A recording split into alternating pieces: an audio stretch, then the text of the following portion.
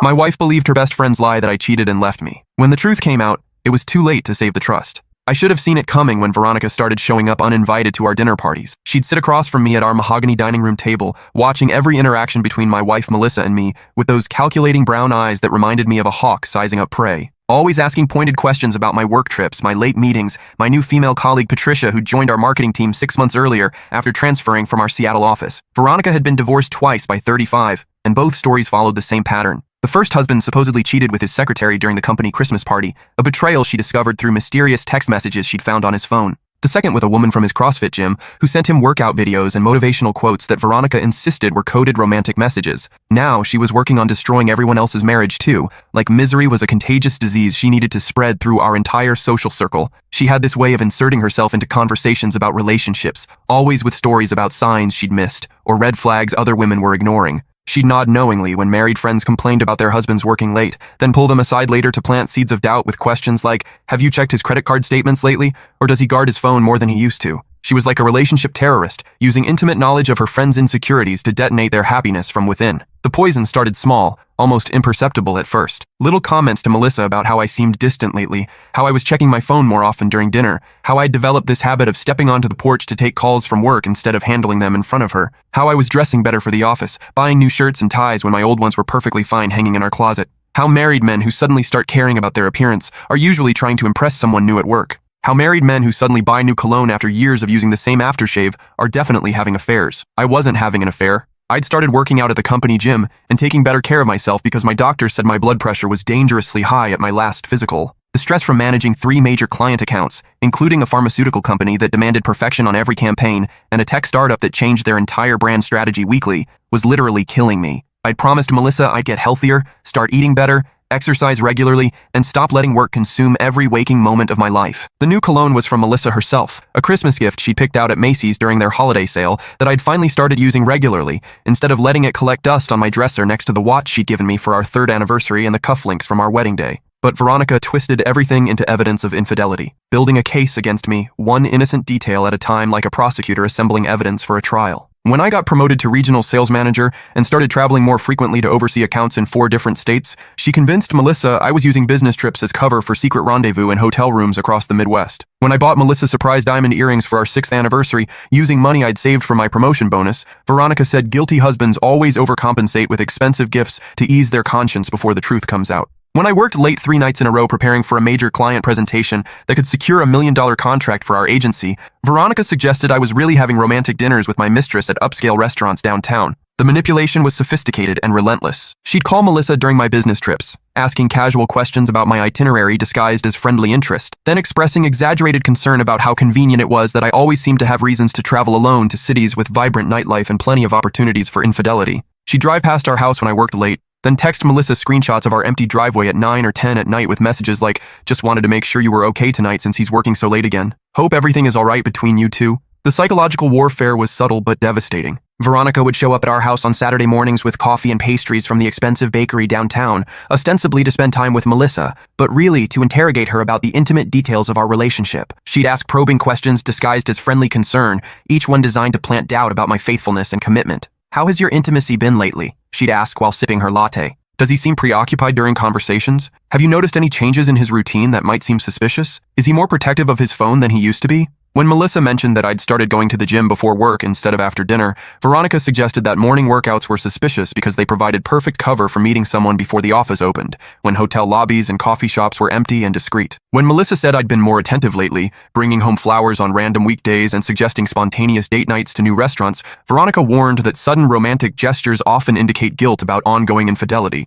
Every normal behavior became sinister evidence in Veronica's twisted interpretation of marriage psychology. She had an answer for everything, a cynical explanation for every gesture of love or commitment that made innocent actions look calculated and deceptive. She was building a comprehensive case against me using the mundane details of our daily life as proof of betrayal, turning our happiness into evidence of my guilt. If I came home early from work, she'd suggest I was avoiding my mistress because Melissa was getting suspicious. If I came home late, she'd claim I was obviously spending time with another woman. If I was affectionate, I was overcompensating for guilt. If I was tired or distracted, I was clearly thinking about someone else. She'd created a no-win situation where every action I took could be interpreted as proof of infidelity. The breaking point came on a Tuesday night in February after I'd returned from what would be my final business trip as a married man. The Chicago sales conference had been successful, landing 2 major accounts that would boost my commission significantly. I walked into our house after a particularly brutal day of follow-up client meetings, excited to share the good news with Melissa and maybe celebrate with dinner at the Italian place where we'd had our first anniversary. Instead, I found Melissa sitting at our kitchen table with divorce papers spread in front of her like tarot cards predicting doom.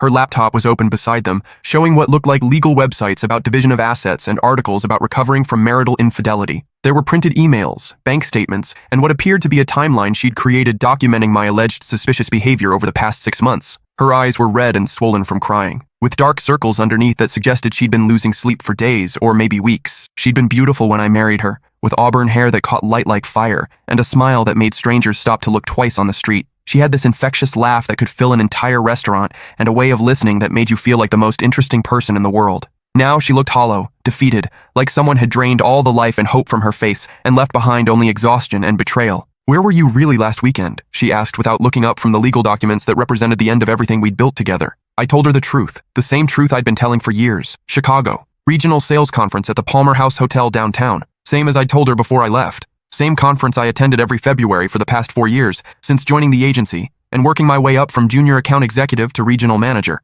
"Veronica says you were seen at the Marriott downtown, with a woman." The accusation hit me like a physical blow to the stomach, knocking the breath out of my lungs. My blood ran cold as the implications sank in. I pulled out my phone with shaking hands, showed her my flight confirmations from American Airlines, hotel receipts from the Palmer House with my name and dates clearly printed, conference schedule with my name listed as a panelist for 2 different presentations, even photos I'd taken of the Chicago skyline from my hotel room window on the 16th floor. Everything proved I was 800 miles away from any local Marriott on the dates in question. Melissa barely glanced at the evidence spread across my phone screen, dismissing months of documentation with a wave of her hand. "She could have fabricated all of this," she said quietly, her voice barely above a whisper. "People do elaborate things when they're desperate to cover their tracks. I've been reading about it online. Cheaters create entire fake paper trails to throw their spouses off the trail. That's when I realized the depth of Veronica's success. She hadn't just convinced Melissa that I was cheating, she'd convinced her that I was a master manipulator capable of fabricating elaborate evidence to cover my tracks. 6 years of marriage, countless shared memories, inside jokes that made us laugh until our stomachs hurt,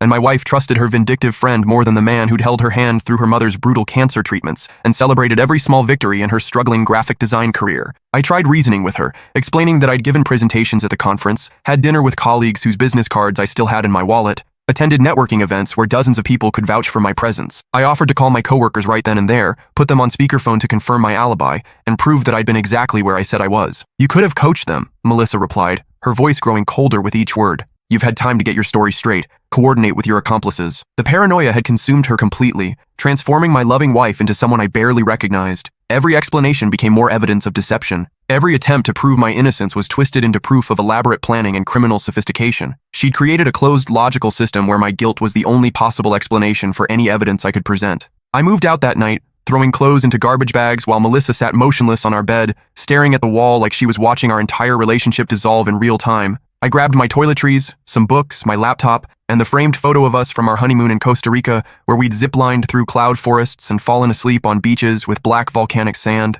Everything else felt too heavy to carry, weighted down with memories I wasn't sure I wanted to preserve. I rented a furnished studio apartment across town, the kind of depressing place with beige walls and generic artwork where people go to disappear after their lives implode unexpectedly. The building was full of recently divorced men in their 30s and 40s who nodded at each other in the hallway, with the mutual recognition of the romantically wounded sharing knowing looks, but never speaking about the failures that had brought us all to this temporary purgatory. For 3 months, I lived in limbo, existing in a space between married and single, between innocent and guilty, between hope and despair. My days became a routine of work, gym, microwave dinners, and obsessive preparation of evidence to prove my innocence. I tried everything I could think of to clear my name and save my marriage. I hired a private investigator named Henderson, a former police detective who specialized in matrimonial cases. He documented my entire Chicago trip with military precision, obtaining timestamps from hotel security cameras, receipts from every meal and taxi ride, witness statements from hotel staff who remembered checking me in. He even tracked down other conference attendees who could testify to my presence at specific presentations and networking events. I had colleagues submit sworn affidavits describing our dinners together at the hotel restaurant, our panel discussions about digital marketing trends, our late-night strategy sessions in the hotel bar where we discussed client challenges until the bartender announced last call. My boss wrote a letter confirming that he'd assigned me to attend the conference and that my expense reports matched exactly with my documented activities. I even took a polygraph test administered by a certified examiner and passed with flying colors, registering no deception when asked directly about infidelity or secret relationships. But when I presented the results to Melissa, she dismissed them as inconclusive, having been researching online and discovering that sociopaths could sometimes beat lie detector tests, which meant my clean results were actually more suspicious than if I'd failed completely. None of it mattered. Veronica had planted doubt so deep in Melissa's mind that every piece of evidence looked like elaborate deception rather than proof of innocence. My wife had become a conspiracy theorist, convinced that innocent explanations were just proof of how calculated and methodical my betrayal really was. She'd entered a psychological state where my guilt was the fundamental assumption, and all evidence had to be interpreted through that lens. During those months of separation, I watched our mutual friends navigate the awkward politics of choosing sides. Most believed me, especially those who knew us well and had witnessed our relationship over the years. But a few seemed swayed by Veronica's whisper campaign, which had grown more sophisticated as she realized she needed to defend her original lie with additional fabrications. She'd cornered people at parties and coffee shops, sharing increasingly detailed stories about my alleged affair with the certainty of an eyewitness. She described the woman I was supposedly seeing with such specificity that people started to believe she must have actually seen something real. According to her evolving narrative, she'd witnessed multiple meetings, observed intimate body language, even overheard phone conversations that confirmed my guilt. Meanwhile, I was falling apart in ways that probably made me look more guilty to casual observers. I lost 15 pounds from stress and barely sleeping, my face gaunt and hollow-eyed like someone carrying terrible secrets. My work performance suffered as I spent hours each day trying to piece together evidence of my innocence instead of focusing on client campaigns. My boss called me into his office multiple times to ask if everything was okay at home, concerned about my obvious distraction during important client meetings. I couldn't tell him that my marriage was ending because my wife's best friend had convinced her I was cheating during the company conference he'd sent me to attend. The truth sounded too bizarre, too much like the kind of excuse a guilty person would invent to explain away legitimate suspicions. Then I discovered something that changed everything, revealing the true scope of Veronica's manipulation.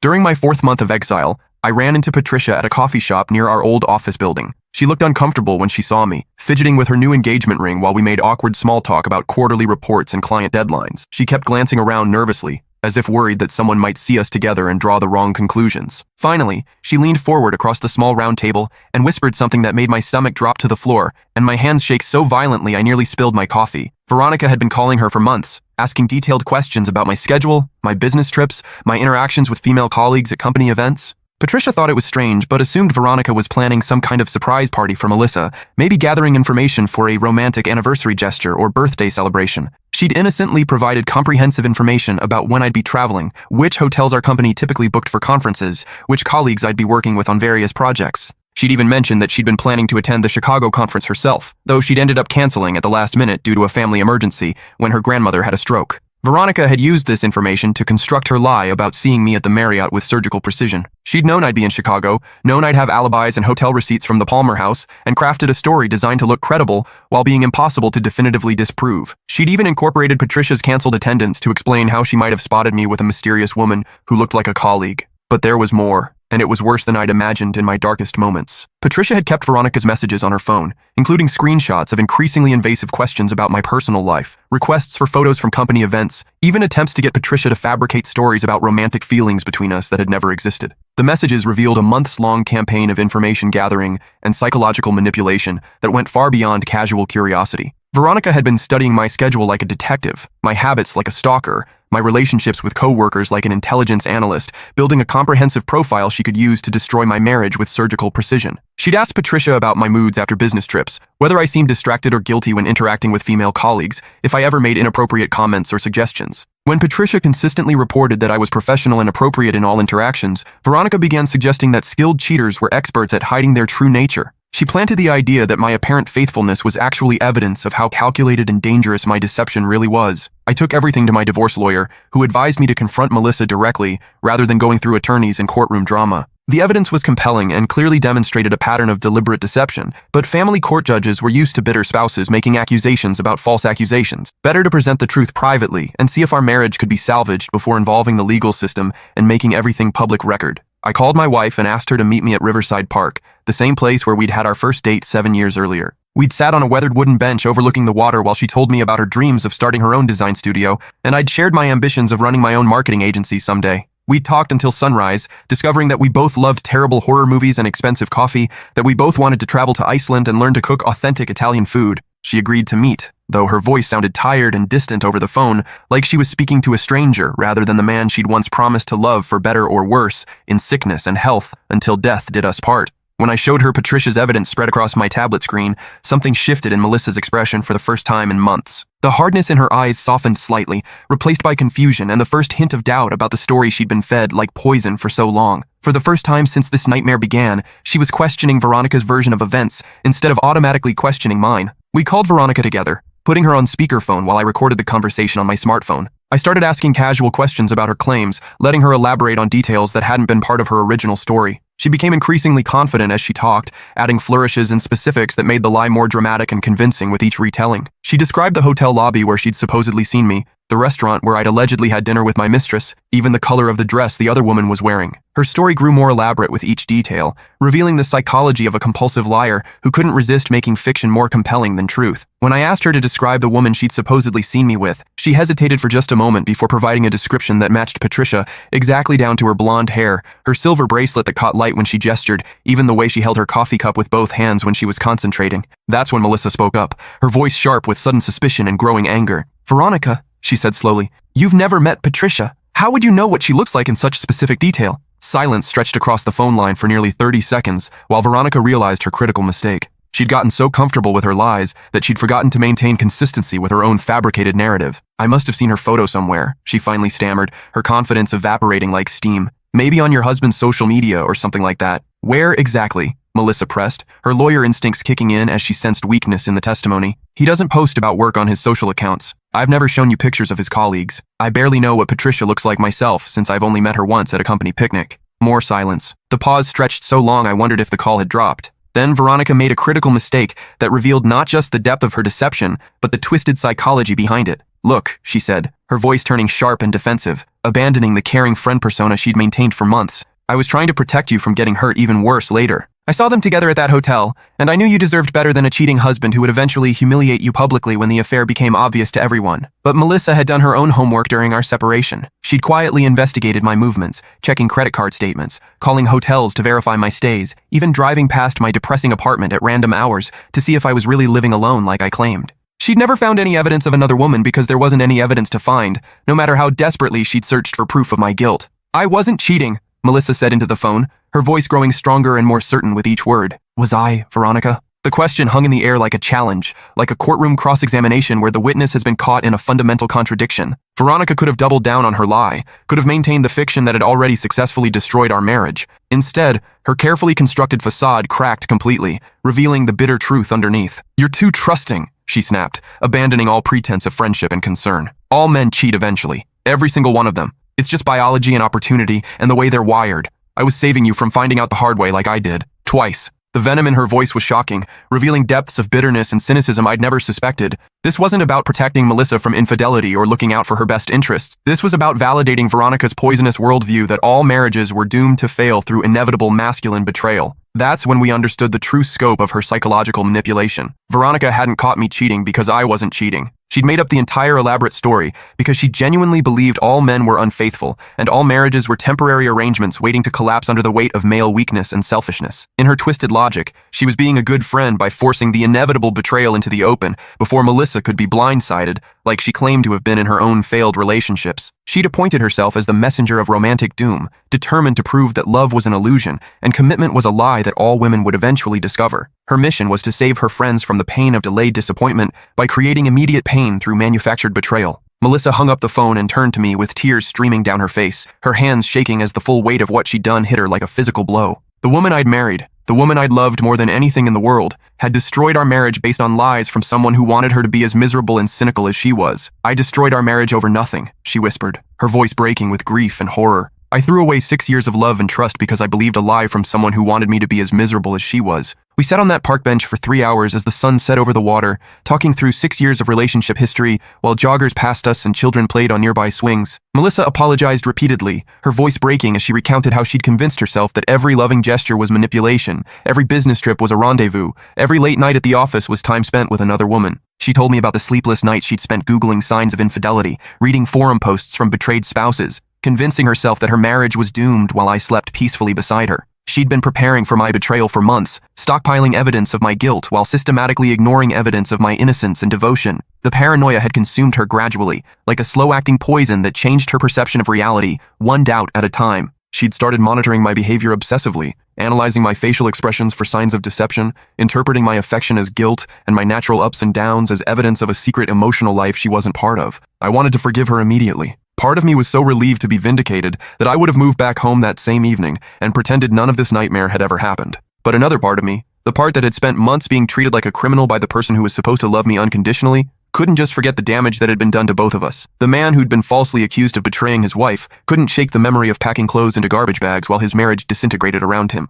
The man who'd taken polygraph tests and hired private investigators to prove his fidelity couldn't ignore the fact that none of it had mattered until his accuser revealed her own deception and malicious intent. We tried couples therapy with Dr. Martinez, a counselor who specialized in rebuilding trust after infidelity. The irony wasn't lost on either of us that we were in therapy for an affair that had never happened, working to repair damage caused by imaginary betrayal, while real couples dealt with actual cheating and broken vows. Melissa cut contact with Veronica completely, and even filed a harassment complaint when her former friends started spreading rumors about our reconciliation attempts, claiming that I'd manipulated Melissa into taking me back by fabricating evidence of my innocence and bribing witnesses to lie for me. The lies grew more elaborate, as Veronica realized her original fiction was falling apart under scrutiny. We went on dates like we were strangers learning to know each other again, trying to rebuild intimacy that had been poisoned by months of suspicion and accusation. We took weekend trips to bed and breakfasts in small towns where nobody knew our story or the scandal that had destroyed our reputation in our own social circle. We made dinner together and watched movies on the couch, trying to rebuild the casual intimacy that had been destroyed by Veronica's psychological warfare. But everything felt forced and fragile, like we were actors playing the roles of a happy couple without feeling the emotions that made the performance convincing or sustainable. The problem wasn't forgiveness. I could forgive Melissa for being manipulated by a skilled liar who'd exploited her deepest insecurities and family trauma. I understood that her willingness to believe the worst about me wasn't really about me at all, but about her father who'd emotionally abandoned her mother through years of workaholism and emotional unavailability, creating a template in her mind that expected masculine betrayal as inevitable. The problem was trust, and trust operates differently than forgiveness. It's more fragile and harder to rebuild once it's been shattered by betrayal, even betrayal based on lies rather than reality. How could I ever feel secure in our marriage again, knowing that a convincing enough story from the right person could turn my wife against me so completely? How could I travel for business without wondering if someone was filling her head with doubt about my faithfulness? How could I work late or attend company events without worrying that innocent interactions would be twisted into evidence of betrayal by the next manipulative person who wanted to destroy our happiness? And Melissa struggled with her own version of the same crisis. She'd realized that her willingness to believe Veronica's story revealed something troubling about her fundamental view of our relationship and of men in general. Deep down, she'd been waiting for me to disappoint her, just like her father had disappointed her mother through years of emotional neglect and broken promises about spending more time with his family. She'd married me while expecting me to eventually betray her, which meant she'd never really trusted me completely even during our happiest moments together. The foundation of our marriage had been built on sand, and Veronica's lie had simply revealed the instability that had always existed beneath the surface of our love. 6 months after the truth came out, we made the painful decision to finalize our divorce. The papers we signed were different from the ones Melissa had prepared during her anger and sense of betrayal. These were sad, rather than vindictive, acknowledging that two people who'd once loved each other deeply had discovered they weren't compatible for a lifetime of partnership. It wasn't bitter or angry, like the divorces we'd witnessed among friends who discovered actual infidelity and deception. We'd both learned that love alone isn't enough to sustain a marriage when trust has been shattered so completely. We could forgive each other for the mistakes that had led us to this point, but we couldn't forget what we'd learned about ourselves and each other during those devastating months of separation. We couldn't pretend that our marriage could survive the knowledge that we'd been so willing to believe the worst about each other when tested by a skilled manipulator who preyed on our individual psychological vulnerabilities. I heard through mutual friends that Veronica moved to Phoenix after several other friendships in our social circle imploded in similar ways. Apparently, trying to destroy marriages was her full-time hobby, and word had gotten around about her pattern of manipulation and deliberate sabotage. She'd isolated herself so completely that nobody trusted her with information about their relationships anymore, cutting off her supply of ammunition for future attacks. Our friends were divided about whether to maintain contact with her. Some felt she was mentally ill and needed professional help, rather than social exile. Others believed she was simply malicious and deserved to face consequences for the marriages she'd destroyed through calculated lies. I fell somewhere in between, understanding that hurt people often hurt others while still holding her accountable for the deliberate campaign she'd waged against my marriage and potentially others. The psychological profile that emerged was troubling. Veronica seemed incapable of tolerating other people's happiness, especially romantic happiness that reminded her of her own failures. She'd developed a systematic approach to destroying relationships, using intimate knowledge of her friends' insecurities to plant doubt and suspicion until love transformed into paranoia.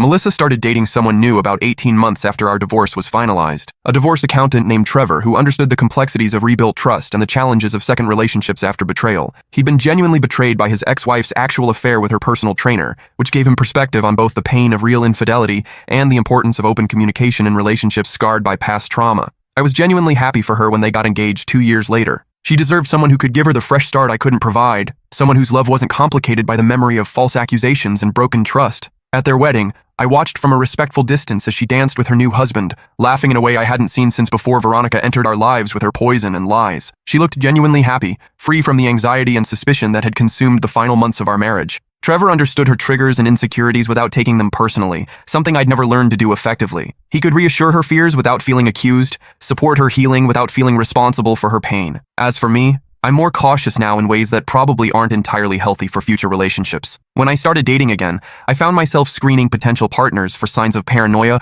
or susceptibility to outside manipulation. I developed an almost obsessive transparency about my schedule and whereabouts, oversharing details about my day to prevent any possibility of misunderstanding or suspicion. My current girlfriend, Rebecca, a teacher who was also divorced after her marriage ended due to her ex-husband's gambling addiction, initially found my openness endearing. But she eventually confronted me about the defensive way I lived my life, always prepared to prove my innocence, even when nobody was accusing me of anything wrong. She helped me understand that my hypervigilance was actually a form of trauma response, a way of trying to control an uncontrollable situation by providing so much information that deception would be impossible. But healthy relationships require trust, not just transparency, and my behavior was preventing the natural development of faith and confidence between us. When people ask about my divorce, I tell them my marriage was destroyed by a lie, and they usually assume I was the one who lied or cheated. The truth is more complicated and somehow more painful than simple infidelity would have been, because it challenged my fundamental understanding of how relationships work and how people can be manipulated into destroying what they love most. If Melissa had discovered that I was actually having an affair, we could have worked through it with therapy, forgiveness, and the slow process of rebuilding trust. Countless couples survive real infidelity and emerge with stronger marriages, having learned to communicate more openly about their needs and fears. But our marriage was destroyed by something that never happened, by suspicions that were planted and nurtured until they became more real than reality itself. The existential horror of our situation was that we'd both learned something we couldn't unlearn about how quickly love can transform into suspicion when watered with doubt by someone who claims to have your best interests at heart. We discovered that the people closest to us have the power to destroy our lives with nothing more than whispered concerns and fabricated observations. Sometimes the people we love most are the ones most capable of hurting us, not through malicious intent, but through their own unhealed wounds and unexamined fears. Melissa didn't leave me because she stopped loving me. She left because she'd been taught by her childhood experiences that being abandoned was inevitable, so she abandoned me first as a form of emotional self-protection. The real tragedy wasn't that our marriage ended. It was that we both learned something about the fragility of human connection that would follow us into every future relationship. We discovered that trust isn't just about faithfulness or commitment, but about having the psychological strength to resist manipulation from people who benefit from our isolation and misery. Veronica didn't just lie about me cheating. She taught us that love is more vulnerable than we'd ever imagined, and some broken things stay broken no matter how desperately you want to fix them. She showed us that marriage isn't just about the two people making vows to each other, but about creating a fortress strong enough to withstand siege from everyone who wants to see it fall. The worst part is that she genuinely believed she was helping. In her damaged worldview, all marriages were ticking time bombs waiting to explode through inevitable betrayal. She thought she was saving Melissa from a more painful discovery later by forcing the issue early with manufactured evidence and psychological manipulation. But marriages aren't fragile because men are inherently unfaithful. They're fragile because trust, once broken by deliberate lies and manipulation, leaves scars that never completely heal. And sometimes the people we invite into our lives as friends are carrying so much damage from their own failed relationships that they can't bear to watch others succeed where they've failed. I think about alternate timelines sometimes, wondering what would have happened if I'd made different choices. What if I'd confronted Veronica directly when I first noticed her subtle manipulations? What if I'd insisted that Melissa limit their friendship when the poison first started spreading? What if I'd been more transparent about my schedule and activities, even though I was doing nothing wrong and had nothing to hide? But I know those thoughts are pointless exercises in self-torture. Determined manipulators find ways to work around transparency and defensive measures. Someone who wants to destroy a marriage will keep looking for ammunition until they find it or create it themselves. Veronica would have adapted her strategy to whatever precautions I might have taken. The only real protection against people like Veronica is choosing partners who are committed to trust and communication, even when it's difficult and uncomfortable. Partners who will come directly to you with concerns, instead of letting outsiders poison their perception of your relationship. Partners who understand that love requires not just feeling, but the conscious choice to believe in each other's goodness, even when doubt is being deliberately planted. My marriage to Melissa couldn't survive that test, but that doesn't mean the lesson was worthless. I learned that marriage isn't just about love or compatibility or shared dreams. It's about choosing each other repeatedly, especially when someone is trying to convince you to make a different choice. It's about building trust that can withstand assault from people who have their own reasons for wanting your happiness to fail. Rebecca and I have talked extensively about these lessons, and she understands why I'm sometimes hypervigilant about potential threats to our relationship. She's helped me distinguish between reasonable caution and traumatic overreaction, teaching me that healthy relationships require some vulnerability and risk. You can't love fully while constantly preparing for betrayal, but she also appreciates the hard-won wisdom that came from my experience with Veronica's manipulation. She knows to be wary of friends who seem overly interested in the intimate details of our relationship, who ask probing questions disguised as concern, who offer unsolicited advice about warning signs of infidelity. We've developed what we call the fortress mentality, not shutting out the world, but being selective about who gets access to information that could be weaponized against our happiness. We share our struggles and victories with people who've earned our trust through consistent support, not those who seem to collect relationship intelligence for unknown purposes. For now, I'm focusing on rebuilding my capacity for trust without losing the hard-earned wisdom about manipulation and psychological warfare. I'm learning to love again without constantly defending against attacks that may never come. It's a delicate balance between protection and openness, between wisdom and paranoia. And I'm staying very far away from anyone who seems to have theories about why other people's relationships are doomed to fail, who collects stories of romantic betrayal like trophies, who can't tolerate seeing others succeed in love where they've failed. Because I learned that misery doesn't just love company. Sometimes it actively recruits new members through lies, manipulation, and the deliberate destruction of everything beautiful and trusting in this world. The saddest part is that somewhere out there, Veronica is probably working on destroying someone else's marriage, convinced that she's saving another woman from the inevitable pain of masculine betrayal. She'll never understand that the only betrayal was her own, the betrayal of friendship, trust, and the basic human obligation not to destroy what others have built through love and commitment. But that's her burden to carry, not mine. I've learned to focus on building rather than destroying, on creating trust rather than manufacturing doubt, on protecting love rather than poisoning it. And maybe that's the real victory in this story. Not that I proved my innocence, but that I refused to let someone else's damage become my own.